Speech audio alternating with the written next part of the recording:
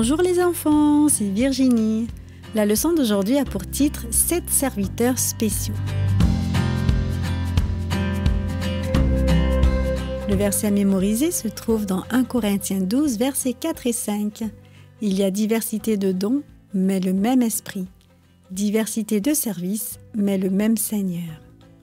Que penserais-tu si tu arrivais à la maison et qu'il n'y avait rien à manger? Que penserais-tu si tes parents donnaient votre nourriture à d'autres personnes?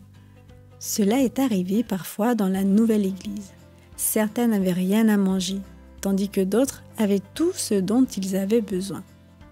La jeune église grandissait et se multipliait. Les apôtres étaient très occupés. Chaque jour, ils enseignaient la parole de Dieu à ceux qui avaient soif de l'entendre. Mais un jour, un grave problème surgit. Les croyants d'origine grecque commencèrent à se plaindre. Ils disaient que les croyants d'origine juive ne distribuaient pas équitablement la nourriture et que les veuves grecques ne recevaient pas leur juste part. C'était un problème auquel on pourrait donner le nom de discrimination. Faire de la discrimination, c'est traiter certaines personnes un peu moins bien parce qu'elles sont différentes d'une manière ou d'une autre.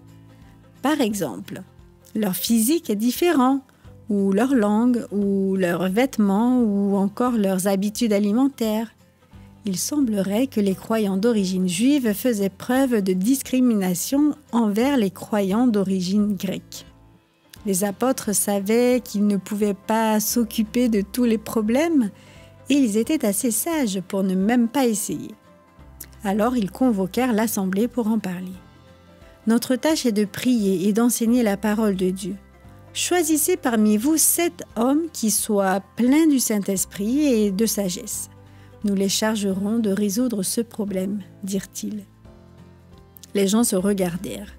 Voyant que l'idée était excellente, ils choisirent 7 hommes de bien. Et c'est ainsi qu'Étienne, Philippe, Prochore, Nicanor, Timon, Parménas et Nicolas devinrent les premiers diacres. Après avoir prié, les apôtres leur imposèrent les mains pour les mettre à part pour ce service spécial.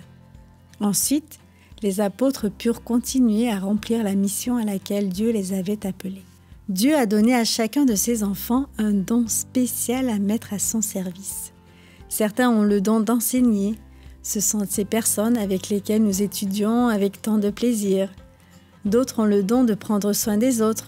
Ce sont ceux qui aiment rendre service. Ils lavent la vaisselle lors des repas en commun. Ils aident leurs voisins quand leurs voitures sont en panne. Ils apportent de la nourriture et des vêtements aux personnes dans le besoin. Un autre don de Dieu est la capacité de faire les choses de la meilleure manière possible. Connais-tu quelqu'un qui a le don de l'organisation? Un autre don, c'est celui de comprendre et d'aider les gens qui ont des problèmes. Nous pouvons tous aimer les autres et leur montrer que Jésus les aime. Les apôtres ont continué à enseigner la parole de Dieu et l'Église s'est développée de plus en plus. Lorsque les croyants mettent leur talent au service de Dieu, l'Église peut grandir. Chaque croyant, y compris toi et moi, a un don spécial et une œuvre à faire pour le Seigneur.